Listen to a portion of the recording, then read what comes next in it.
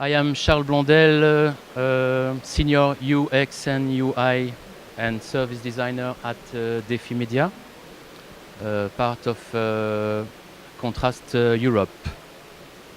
And I'm certainly no expert in the psychological side of human-machine interfaces, nor am I a specialist in risk or life-critical systems or health and safety matters. But I'm just a simple digital designer. As such, I can really feel concerned about bad design, especially when it touches me and when it can lead to prejudicial or even fatal consequences. So bad design kills, still kills and hurt you, deceive you, lure you and cost you money. Well, let me split it up into two parts. The main part of this presentation is literally about being killed by design, but not to end my speech too seriously, I will talk you about dark patterns in the second part. Well, first of all, let me take you on a ride, on a very day-to-day personal experience with my car. About 10 months ago, I got a new car, company car, more space, comfort, a great car. French car, as you can see. Maybe you recognize your car, maybe it's yours, maybe a dealer is here. Well, there are hardly any buttons inside, except for the steering wheel, basically. Instead, you control almost everything through a touch screen. This lack of buttons can be annoying at times because it forces you to delve into the on-screen menus when you just want to do something simple, like adjust the air conditioning.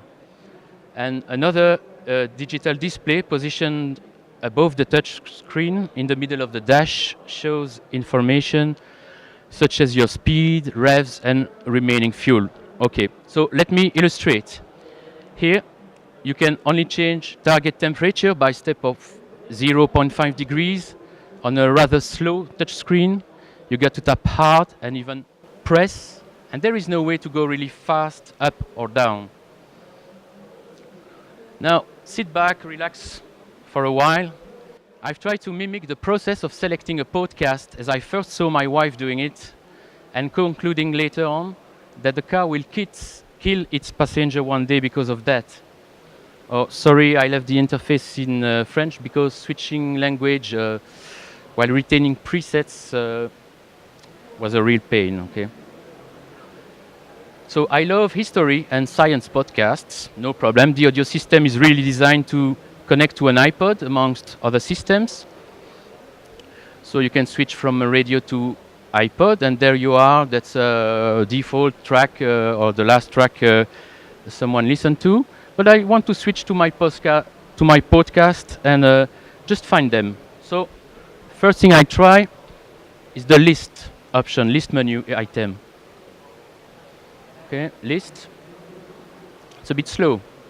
And oh, that's the list of my albums, so I can only find music there, so I'm a bit disappointed. So now what's up? Oh, here there's a little list icon I can use, so I will try. Nope. So back. No, just the gear icon. Well, that's interesting. That's the profile settings. So complicated, but there is no back optional button here. So what you got to do is to come back to the initial audio menu settings. Then you can try options. That is the last way to do it. The last option to try, but no podcast here. So maybe I will try musical file. Okay. Even if podcasts are just audio files, vocal files. Others, no, that's the CD, wrong again. So, music file again, and oh, and others, hidden by the albums, artists, and so on. And oh, here it is, I found the podcast. Now, I have to select the one I want to hear. Well, that's on me, I got 100 of podcasts.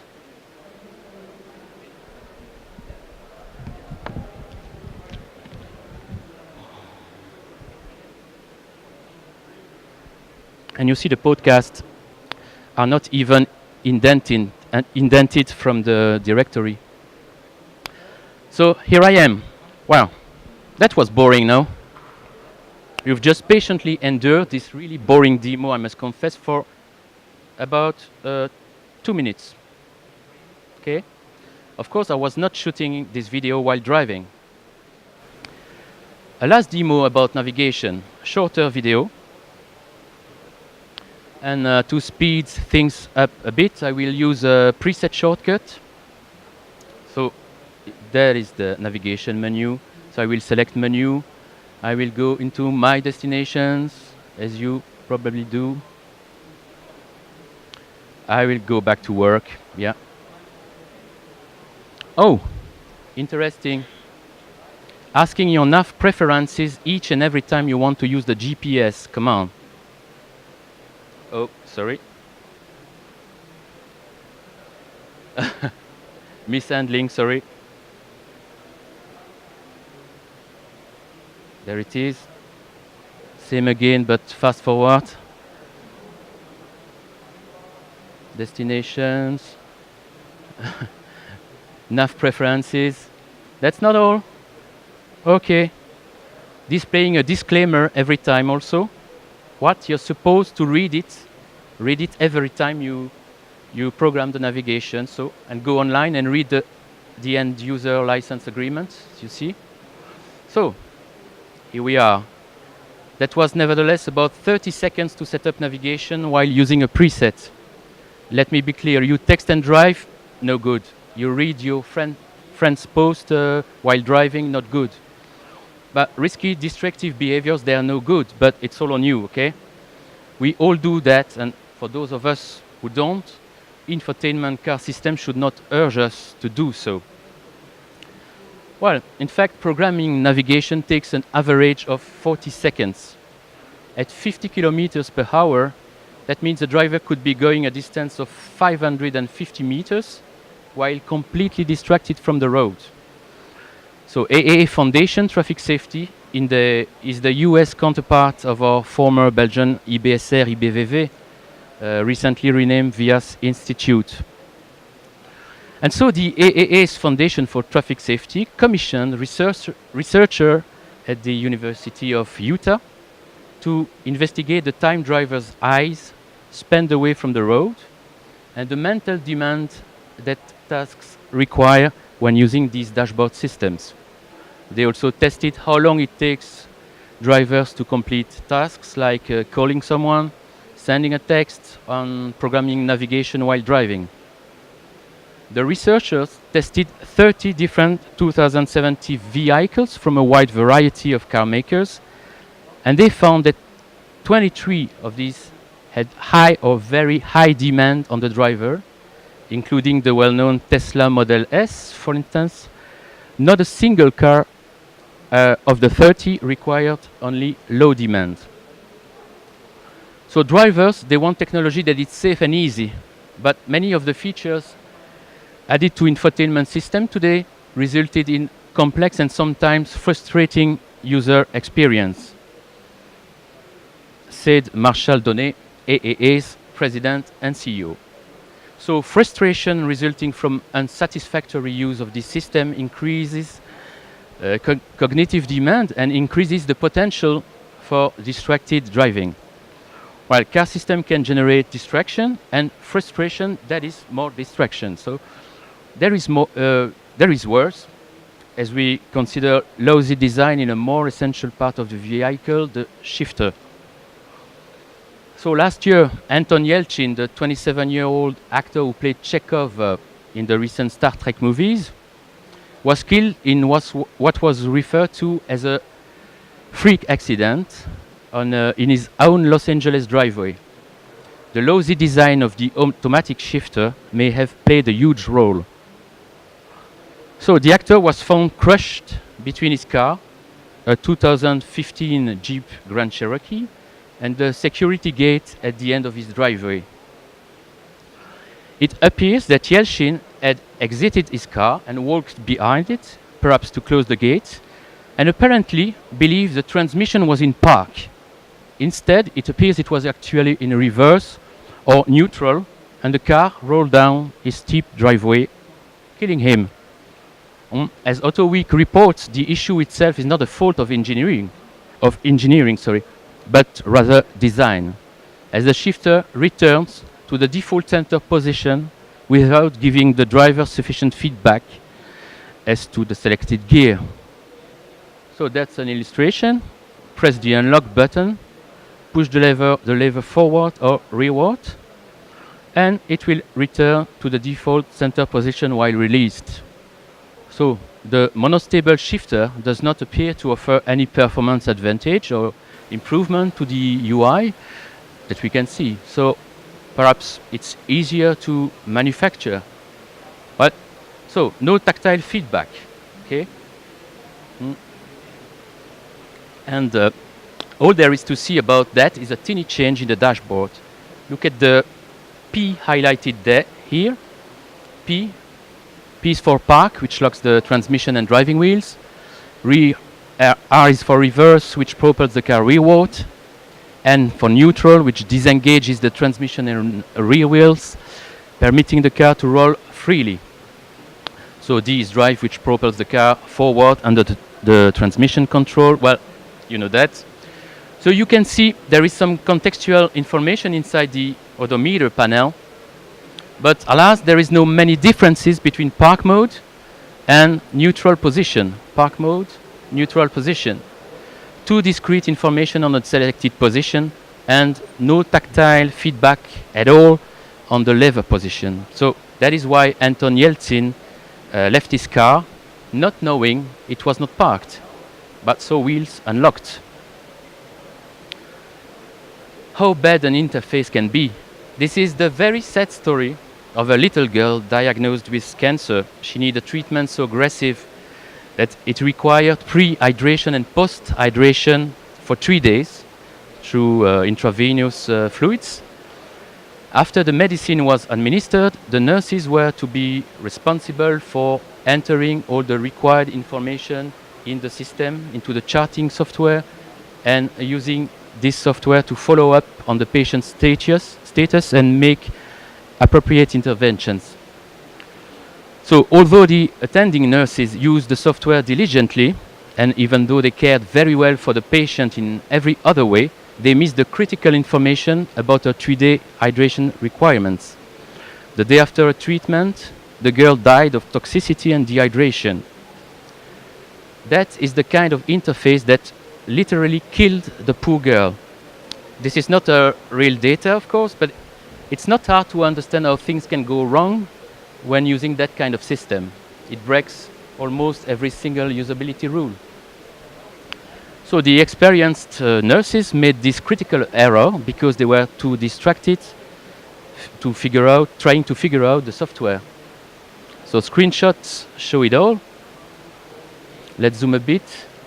Okay, the arrow comes with the documented screenshot. It's oh so tiny, the 2 letters abbreviation is the alert one should have seen. So first of all, the density of information is so high that it's impossible to scan for critical information quickly. Second, the colors selected, aside from being further distracting, prevent any critical information from being highlighted. And third, any critical treatment or drug information should provide special focus so it's not missed, which is not what we see in this interface. Another impressive screenshot of an EHR software. EHR standing for Electronic Health Records. And yes, there are scroll bars and tabs and modes and at least 5 different menus. Here as well, you completely miss the small alerts link or whatever it is in the middle. Well, you might think I found this screenshot on archive.org, don't you?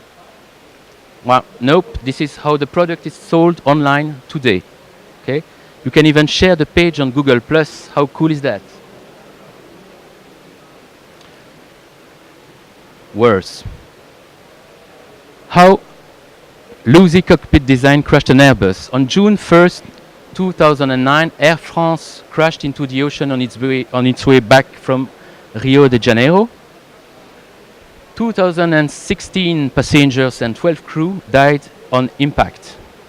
Official investigation and the manufacturer concluded that human error was the cause of the crash. But later evidence, however, shows that the pilots of the Airbus A330-200 and everyone else on the plane were in fact victims of bad design.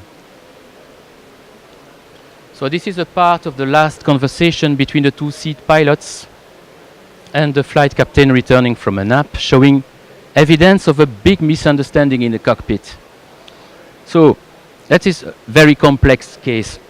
When the autopilot deactivated itself due to frozen probes, the pilots failed to evaluate the vertical speed and inclination of the plane and misinterpret the stall alert. The flight controls are not mechanically linked between the two pilot seats, and Robert, the left seat pilot, who believed he had taken over control of the plane, was not aware that Bonin had continued to hold the stick back, which overrode Robert's own control. So the Airbus side stick controls give little visual feedbacks and no sensory or tactile feedback to the second pilot. The cockpit lacked a clear display of the inconsistencies in airspeed readings identified by the flight. So, dominated by computers, Airbus designed its planes with less tactile response and insufficient visual feedback as well.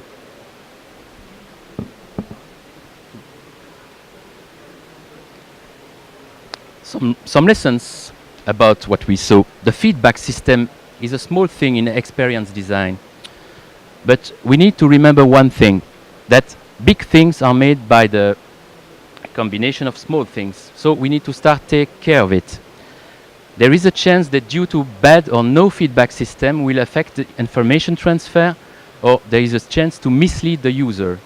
We need to think about the application environment or type. Sometimes we need to merge different feedback systems to get it work better, like visual and sound feedback. In designing interfaces that may impact human life or safety, you should bear in mind all the potential worst-case scenarios. And sometimes design should be intrusive. Are you sure you want to apply these settings? Warning, warning, hydration deficit. You sometimes have to force users to watch something or force them into a modal screen so you're sure one doesn't miss crucial information. Well, you should not distract drivers or pilots while they should focus on navigation. So sometimes design should not be intrusive. You should be aware of modes. In interface design, a mode is a setting in which the same user input produces different results than it usually would. That definition alone raises important flags. In the physical world, it's really rare that the same input results in two completely different and sometimes even opposite results. Simple example, the caps lock key, which often is activated by mistake or simply forgotten.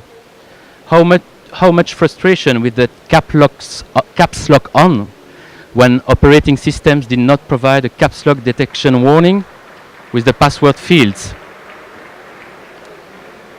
But some systems can't fail basic usability guidelines. There is too much at stake for design to be an afterthought.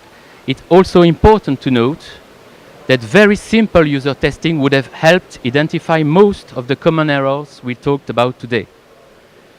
And when it comes to medical interfaces, testing with real users in realistic scenarios is not optional. So, let's be a little lighter now. Bad design is also a source of anger and frustration. You might have heard of dark patterns.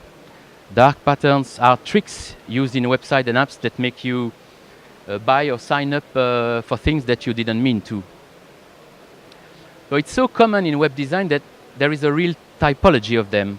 Bait and switch, disguised ads, forced continuity, friend spam, hidden costs, misdirections, price comparison prevention, sneak into baskets. Just by the name you can guess what it's about.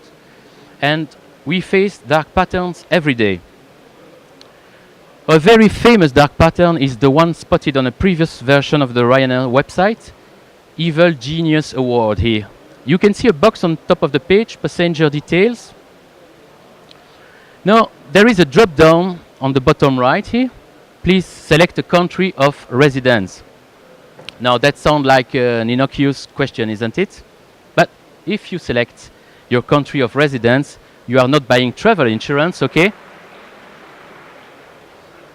In fact, if you don't want travel insurance, you have to reopen up the drop-down and then pick no insurance required, which is a new country somewhere between Latvia and Lithuania. So Ryanair is tricking the user to put insurance on the basket by himself, which is maybe more legal and less aggressive than a passive opt-in, but with the same unexpected result. A last version of the Ryanair website does not operate the same way, though. Well, during 2016, users of earlier versions of Windows were shown pop-up windows like this one.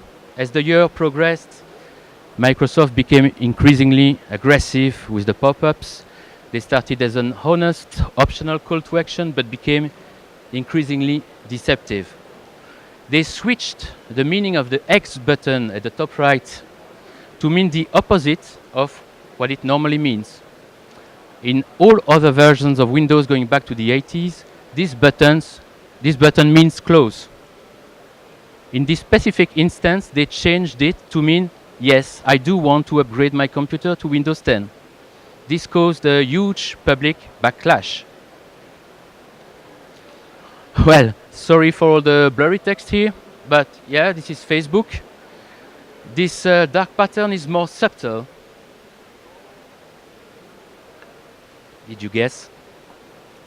The whole idea is to make the user believe what he's looking at is a post liked by his or her friends, while this is in fact a sponsored content from a company, group, or page that your friends like, not the same at all, but same way of displaying. So to increase your potential interest in the post and your chances to click, read, like, share, and so on. For your information, there is even a dark pattern named after Facebook CEO Mark Zuckerberg, privacy Zuckering, which consists of tricking you into publicly sharing more information about yourself that you really intended to. As we started in my car, let's get back to it, considering a last handmade case study. At least let me take you to this place I sometimes used to go for a handy, speedy way to remove pigeon droppings on my windshield. I'd like to show you that dark patterns are everywhere, really. Okay, here, cleaner, cheaper, you gotta believe it. So, that's a very easy system to use. Just put some coins in the machine or tokens. Here's 50 cents. It is worth 1 minute and 11 seconds. That is 71 seconds of high pressure cleaning. Well, let's have a closer look. Let's go.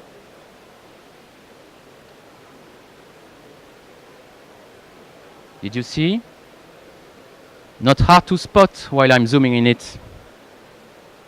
Well, let's do it again. The flow, or should I say the scam, should be obvious to any user as it is to you, but it's not at all. In fact, real users, they do not notice anything. Do you know why? So once the countdown starts, people start focusing on washing their car. And all they do is taking a quick glance at the countdown, so they don't notice its hurried behavior. They almost never stare at it like we just did. Let's speed this up. Let me tell you that selling 39 seconds of service as if there were 71, that should be the big asset of their business model. Or see by yourself, 32 seconds stolen. Is this business legal? That is clearly theft to me.